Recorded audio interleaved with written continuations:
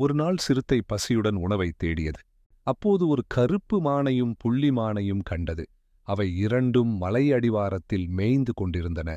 சிறுத்தை மிகுந்த எச்சரிக்கையுடன் மலையடிவாரத்தருகே சென்றது. ஆனால் எதனை தாக்குவதென அது முடிவு செய்யல. பாரதி தமிழ்நாடு 50 அதே நேரத்தில் சிறுத்தையை பார்த்த மான்கள் இரண்டும் வேகமாக ஓடின. பிறகு அவை இரண்டும் ஒரு இடத்தில் இடது வலது பாதைகளில் ஓடின. சிறுத்தை அந்த இடத்துக்கு வந்தது. எதை துரத்தலாம் என்று தயங்கி நின்றது. சரி, கருப்பு மானை துரத்தலாம். அதன் இறைச்சிதான் சுவையாக இருக்கும் என்று முடிவு செய்து கருப்பு மானை துரத்தத் தொடங்கியது. ஆனால் அதுக்குள்ள அது தொலைதூரம் ஓடிப்போய்விட்டது. உடனே சிறுத்தை, அது வேகமா ஓடக்கூடிய மான், அதை பிடிக்க முடியாது. பசி வேறு அதிகமாகிவிட்டது.